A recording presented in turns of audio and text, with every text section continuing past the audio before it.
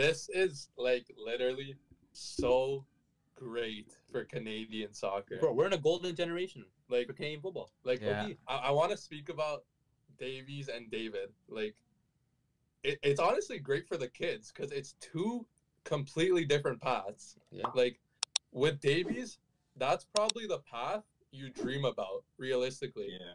You play for your local academy and you get this dream move to Bayern Munich and you just win the Champions League. Crazy. But then with David, it's like, I remember David, I read a quote, he said, I never had any intention of playing in North America or MLS. I want to go to Europe. That's it. Mentality. So he went right to Belgium. Like, he went from rep, like locally in Ottawa, to Belgium. Big move. And yeah, 30 mil to Lille. A lot of money, man. Wins them the title in the last game. Goal plus assist.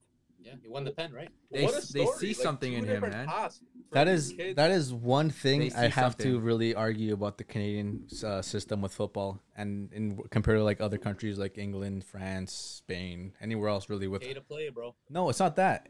Yes, it's that in Canada, yes. 100%. But the thing is that the only option that players in Canada and North America really have into succeeding in football, to follow like the steps, is either one, if you're gonna play football competitively, you start from playing rep, you go into the younger leagues, you play offensively, and it's either from here. If you're seen at a young age as like a superstar, hopefully like you're just really seen by really scouts from all over the world. You go to like tournaments when you're young around the world with your club team. Yes, you're lucky enough to get those moments. More now because football is developing more now in North America than it ever has before when we were playing. But before we would only travel to the U.S. Like we would just travel into the U.S. and hopefully that we would get scouted from college teams, right? That's the only thing that we really look forward to in football. It's either we go high school, we playing with our high school team from there To MLS. No, not to MLS. It's either you're done with football after high school, or you're going to college or university to play football. That's it. After high school, that's your route. If that's not your route, then you have money and you're going to go to England for tryouts. You're going to go for Spain for tryouts. Trials at West Ham. West Ham and shit. Or you get lucky enough to actually get just like slipped into a lower division team in the third, second, fourth divisions anywhere in the world. But you know what I mean? That's with other countries. Countries like that. Like if I'm playing high school football, like, at least I can go trap for a fifth division team where I think my level is comparable and maybe grow from there, like players like Jamie Vardy. You know what I mean? Starting so young and really fighting for your position to really go up and start playing in the Premier League football. But here, you go into college football, you're playing there for 2, 3, 4 years. After that, if you're lucky enough to get scouted from an MLS club, if you do, because again, look at the MLS draft, how that works. It's only one league. If you're really top level, they're going to maybe sign you from a college D1 school. But how often does that happen where you actually go out and really become an all-star player from a university level? You know what I mean? Yeah. Even MLS football nowadays, they're signing players from all around the world now. They don't really care about drafting players from from university or college. Like, that's not the way football should be run. It's not Americanized sport. Soccer, football is a European sport, globalized sport where there has to be divisions. There has to be a fight where why you would deserve to be better than someone else. Why I deserve to be on the starting lineup compared to this other guy that I'm fighting with. If my team wins the division, then we get to promote to the second, and then we keep growing from there. Like, that's football to me, soccer. You know what I mean? When it comes down to it, baseball, hockey, football, like NFL football, like all that, that's just college-based sports. You're either playing D1 and you're top of the league, you're top of your age group, you're top of your grade, and you make it to the higher leagues, and then that's where like all this money's spent, and you're able to enough to have big rosters, which are but in football, look at your roster, 20 plus guys.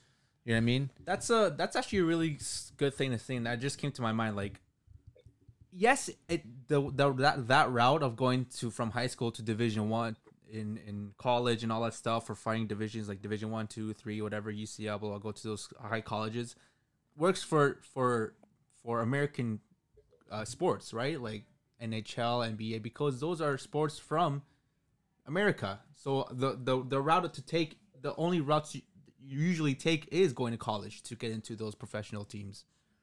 But for football, for soccer, how is a player gonna go from a Division 1 school in America and go play in Europe. It's such a huge. What European huge team is gap. looking for U.S. colleges and say, "Oh, that guy's really sick." In And US even college. like if you think about it, if you were a player nowadays, well, let's see, we're one of the highest prospect players in high school, or when we're thinking about going to a school in the States. I wouldn't even think that's an option or a priority in my opinion. Why am I going to go to a Division 1 school knowing that most players, when is the last time you heard of a player in Division 1, could be the best player in that league, best player in the team, go to a team in Europe and perform? Never. I've 'Cause never at that heard point, of that. At that point, you're 19, 20, 21. Like, Teams nowadays, 17, 16.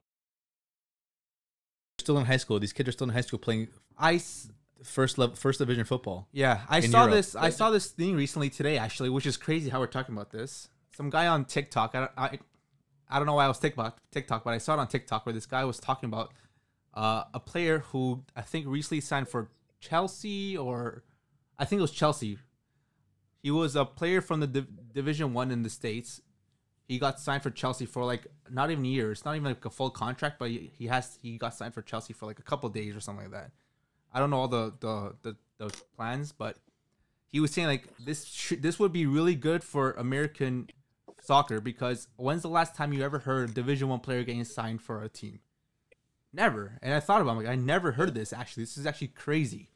And he was saying how if this works out, like this can actually show or have some proof that Division 1 is a good route to follow, because you've never seen a player go from Division 1 in the States to a professional team. It just doesn't happen. The thing is, like, why would European clubs want to gamble the fact on a player from North And America? it also shows when it comes down to it, like the competition in university football. Like, no one really cares about soccer in the U.S. Like college football, university college football. You know what I mean? Like, where's all the money that is put into college sports? Football, hockey, and baseball. That's all the money. If anything, more football, basketball too. That's what I'm saying. But all these American sports have their system of how to play competitive. You can't get a player out of high school and start playing baseball the next morning. You know what I mean? That's football. That's soccer. You can get a 16-year-old and play first division football because the level of is not so different in the gap. Like a young kid in high school can really be impactful when it comes down to a 35-year-old player. Like, yes, it's the experience that makes a big difference, but when it comes to quality and the talent and the drive for football and winning football, it's a big difference. Sports like football, American NFL, sports like basketball, sports like hockey, it does come down to size. And again, skill, it comes down to maturity, it comes down to just years of training and stuff like that. That's the big difference too. And like, that's one thing that this country is really fighting. And that's why you always see players like Canadian talent players is always coming from teams like Belgium, teams like Russia, teams like Norway, teams like You have to take all your these really chances. obscure countries, because why not fly to these countries where the football isn't the greatest, but you're still playing playing in Europe. In Europe, where you have competition against other European teams in the continent, because there's a lot of competition around the whole continent. There's still a league fighting battle where it comes to that first division, second division, third division. All these countries have this. So like, why not go to a country where, yes, the soccer's not the greatest, but at least there's still a fight. They're still like, hey, like I'm still gonna be better than you. I hope that I can become the best striker in Norway. And again, you see countries like Germany go look at players from Norway. You see Spain looking players from Norway, from all these other countries, but you don't see them going to look for players in Canada or US playing out of the college system. You know what I mean? That also, It's very hard to make it out of Canada. That's why what David and Davies have done is so important for inspiring these young Canadians, because it shows them that there's a way, and there could be two ways too. That there is a way to make it out of Canada somehow, some way. There's these two trailblazers that found a way. this also comes down to like the lack of investment in football in like Canada specifically, and also how grassroots football is run down here, right? Like grassroots football in, you know, Europe, South America, completely different than it is in Canada. Like players over there, they're playing to win, not to have fun, and that's how it is. That's how it is here. They don't keep score anymore. It's just, okay, you scored a goal. Okay, let's go to the next player. Yeah, exactly. Oh, you this team's up 10-0. Okay, takes 10 players off the pitch so the other team can get an advantage for you. It's all got to be changed from the bottom up. Yeah, it has to be competitive because if you want the best, you have to play like the best. You know what I mean? I don't care if you're 5 years old. I don't care if you're 6, 7, 10, 11, 12, 13, whatever. But when it comes down to when you want to be the best in the world and you want to play high level football, you got to play like the best and literally fight for it. And it doesn't show it like when it comes down to like college sports and like stuff like that. But yeah, again, it comes down to it in college sports too. Like as much as it say like, yes, I might not be the wealthiest, but I want to go play soccer for the rest of my life. How can I, not being coming from a wealthy family, go and play outside a different country? Like it's hard. At least if I was already living in like countries like England, countries like where they had all these divisions to fight. If I wasn't wealthy, at least I'm living in the country. I don't have nothing to spend. I can live for my local club who's in 5th division. I can walk to my games. But living in Canada and not being wealthy, I have to find trips to go try out for these teams. Even playing for teams in the country, like I can't go to the college and pay $100,000 a year for schooling just to play soccer. You know what I mean? If I want to play soccer in college football, I have to somehow get a scholarship. Yes, it comes down to my studies, but it also has to come down to me having to move away from my family and play college football and have to actually work on my studies and play football at the same time. It's hard. Yeah, and the thing is, in like some countries in Europe, like they pay you to be in the academy. In Canada, you gotta pay to be in the academy. Yep. And that shows a difference. This one kid will pay $1,000 a year to play football, but he's probably the shittiest in the club. But he'll still play because his dad pays for the jerseys every year. His dad pays for all the management of the I don't know, you know what I mean? He buys the kits, he buys the sponsorship of the team. So this kid's gonna get all the show. Meanwhile, you're probably the best player on the team, but you're not coming from the same family, and you're sitting on the bench all the time. It's hard, man. But if anyone can show it, Jonathan David shows that, man. If you got the talents, you can get the eyes on you. So Lille sees something big in him. They spend a lot on him. $30 million is nothing. It's not pocket change, and hopefully his potential is as good as we think it is.